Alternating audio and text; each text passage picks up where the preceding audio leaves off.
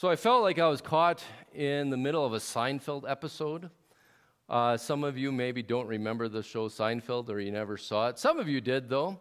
But it was like I was at a restaurant with George Costanza's parents. Do you remember them?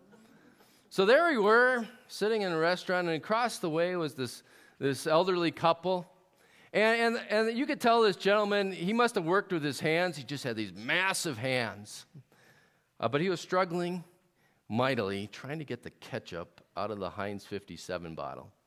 He had this nice burger, and he was trying to shake that ketchup out of the bottle, and nothing came out, and he was, pounding it on the bottom, and he was twisting, he was doing all these things. You could just see the frustration getting, welling up inside of him. I think his face was turning as red as the ketchup that was inside that glass vise, and he just wanted to get that out. I thought he was going to break it on the table finally and just, pour it out. But while he's doing that, and he's getting more and more upset, his wife, in a not-so-encouraging way, says, "You got to hit the 57. Hit the 57.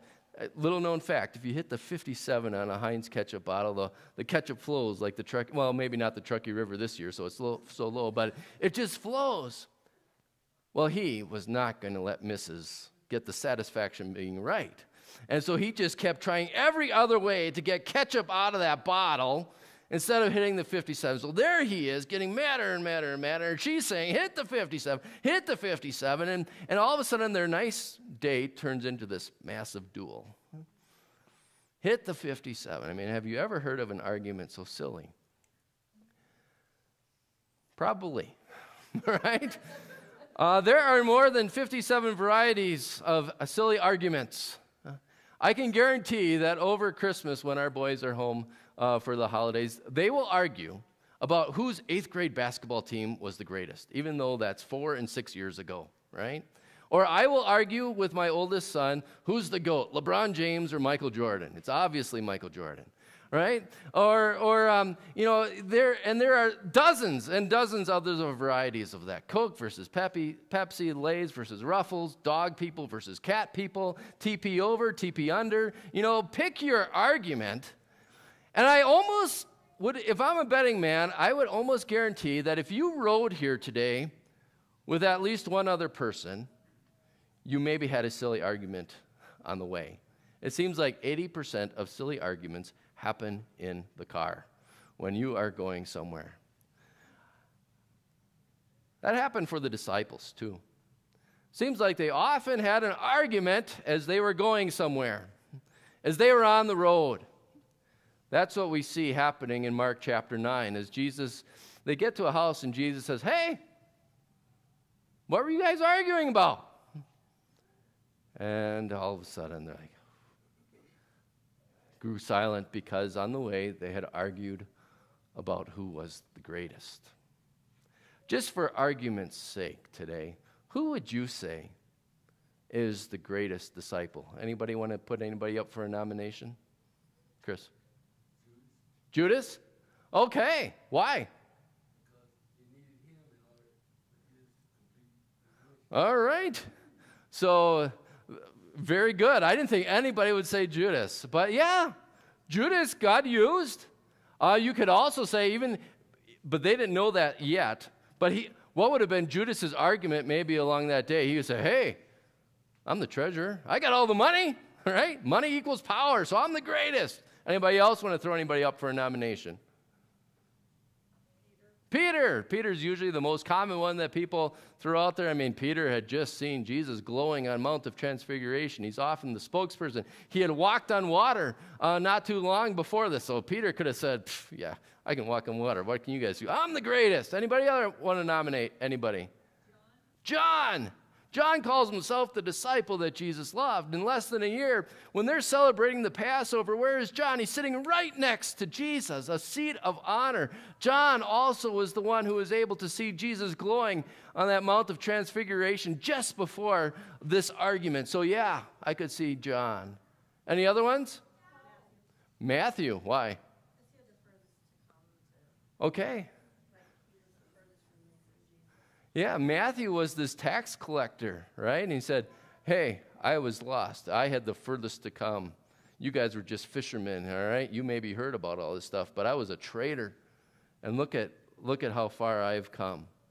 All right? All great answers. Maybe some people would say, Andrew. And you say, why Andrew? Andrew was the first disciple. You know, when we talk about Peter being the greatest disciple, there would be no Peter the disciple if it wasn't for Andrew. That was his brother who went and found Peter.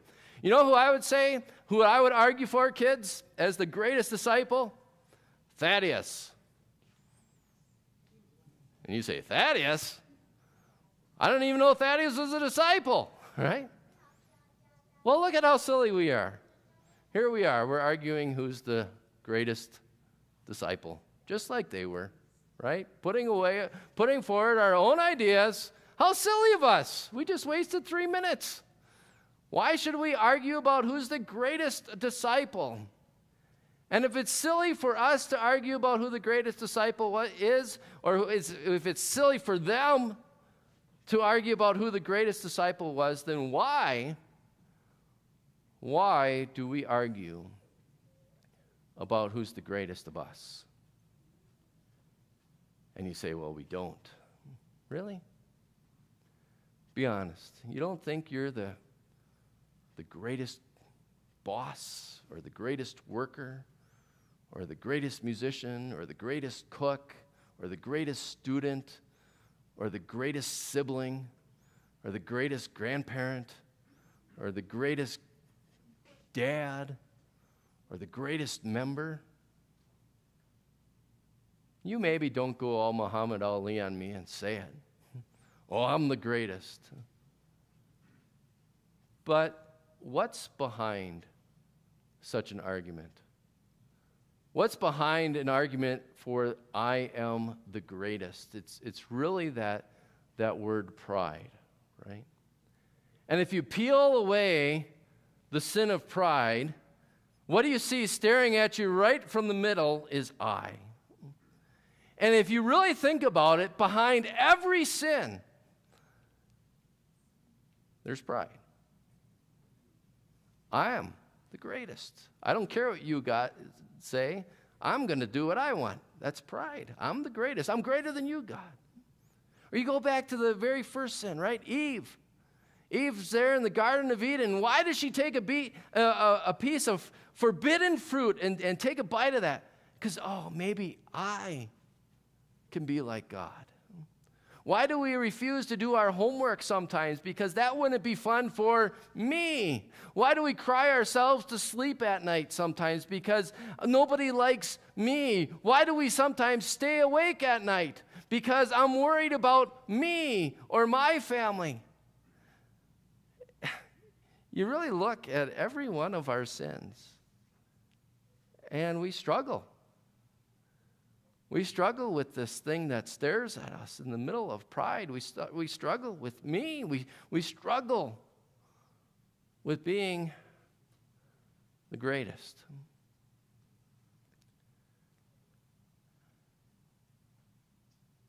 And that's silencing. It's silencing once in a while to get hit right between the eyes with that truth that, yeah, there is a part of me that struggles with pride, in my own way, thinking I'm the greatest. It was silencing for the disciples when Jesus asked that little question, hey, what were you guys arguing about? You could hear a pin drop in that Capernaum home when Jesus asked them, what were you arguing about on the way? So why did Jesus ask the question? And why does Jesus ask us the question today? Why do you think you're the greatest? Just to make us squirm? No. Because Jesus knows that one of the biggest threats, if not the biggest threat, that can destroy our faith is a love of self.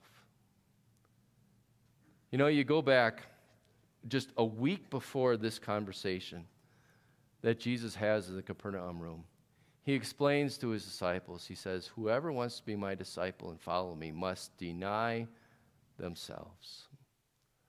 deny themselves and follow me. Jesus knows how threatening self is. He knows that pride gets in the way of us following Jesus. Pride can get in the way of our faith. Pride just plops itself on the path like a big old traffic pylon saying, nope, you can't go this way. Find some other way. I don't want you to ever get close to Jesus. That's what pride does, because it's all about I. And we all struggle with it. But thankfully, while pride plops itself on the path that we follow, it's on the path to Jesus. It was not on the path of Jesus. You know, on Tuesday nights, we have connect groups or growth groups. We've been meeting this season on Tuesday nights at the Carroll's house. And just a little commercial, you are all welcome to come this week. And you get Taco Tuesday this week.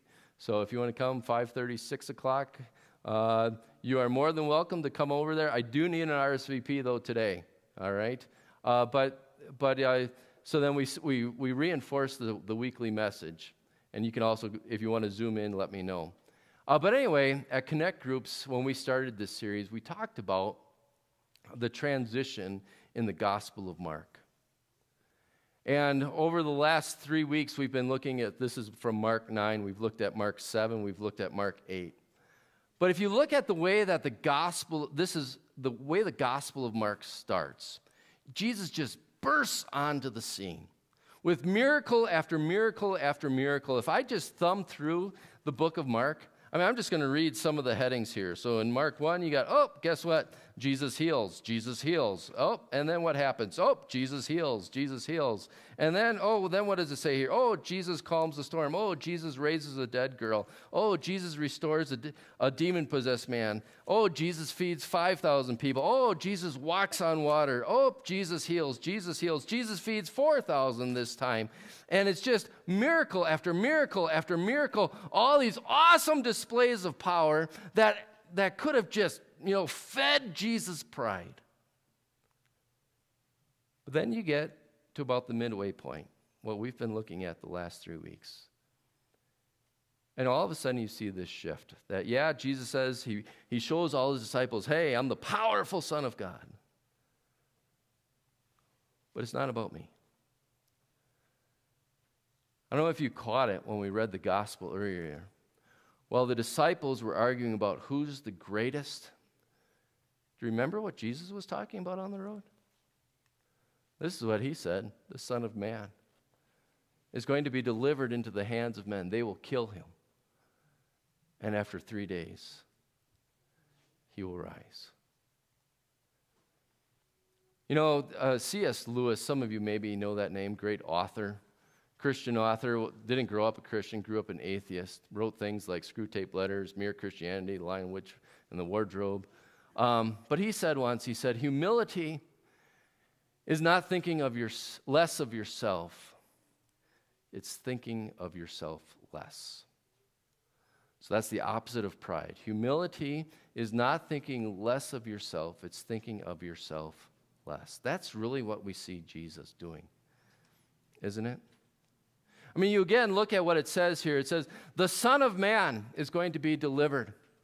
And sometimes I think that title for Jesus is maybe the most misapplied, misdefined title for Jesus. Whenever you hear Son of Man, people sometimes say, that's just Jesus that's false humility. That, I'm not the Son of God, I'm just the Son of Man. Actually, it's quite the opposite. In the Old Testament, the prophets often talked about or wrote about, hey, there is going to be someone like a Son of Man who has all power, who has all dominion, who's going to reign over all things. He's going to fulfill all the Old Testament. So whenever Jesus talks about himself as the Son of Man, he is saying, hey, all those prophecies are about me. I am the one who has all power. I am the one who has all dominion. He never thinks less of himself. He understands who he is and what he has come to do. But he also understands it's not for him. Humility is not thinking less of yourself. It's thinking of yourself less. And that's what we see Jesus doing.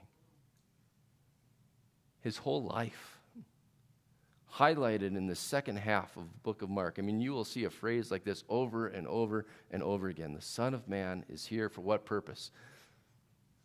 To be delivered into the hands of men, to be killed.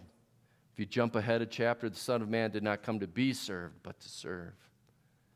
You see, Jesus, his whole life, it's not about him, but he's thinking about you.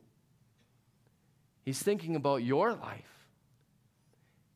He's laying out his life so that he can be the servant of all. You are the all to Jesus. And he doesn't want anything to get in the way of that. And so what does he do here with the disciples? He reinforces this message. You know, as he's sitting there, they go silent because they've been arguing about the greatest. He doesn't give up on them. He doesn't storm out of the house and say, hey, you guys, you're a hopeless cause. He says, no, okay, I'm thinking of you. And so what does he do? He grabs a little child sitting down. Jesus called the 12 and said, anyone who wants to be first must be the very last and the servant of all.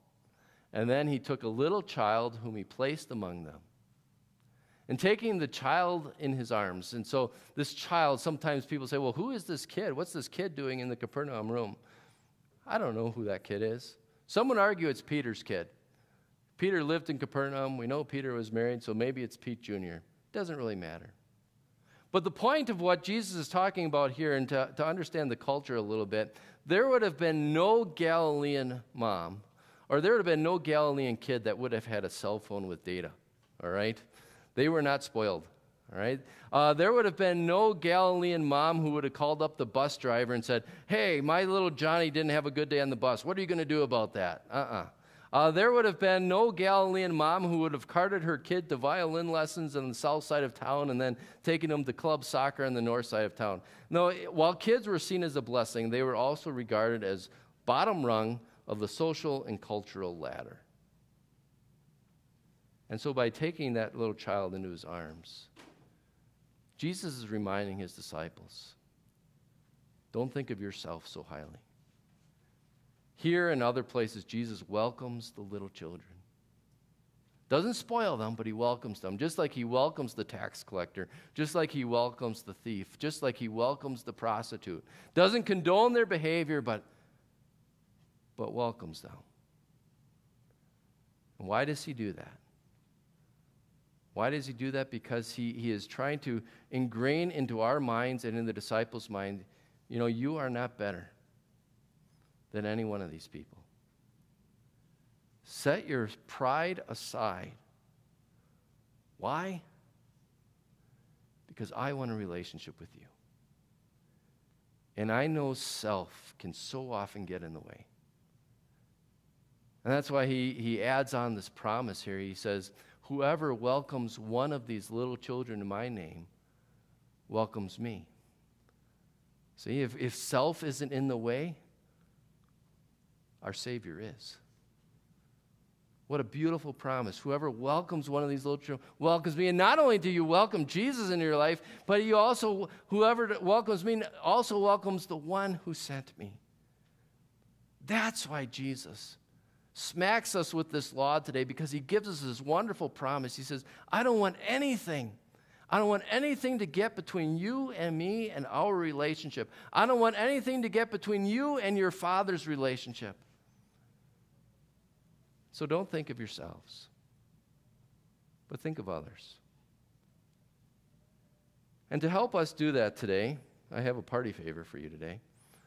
On your way out, I have 50 packets of Heinz ketchup, okay? This is not for communion, all right? But you can grab one of these on your way out, and as you put it in your fridge, or as you put it on your fries, or you put it the next time you open it, I'd pray it'd just be a reminder for you. That's not about us. that it reminds you to adopt the you first attitude. Because that's what the attitude that Jesus had. He put you first. He put you first as he descended from his throne in heaven and humbled himself to become one of us. He put you first as he endured the shame of the cross for you. And why did he do that? So that one day he could open up his arms and welcome you. Welcome you into his kingdom where there are more than 57 kinds of varieties, as people from every nation, every language, every people will be there. And that is what makes Jesus the greatest. Amen.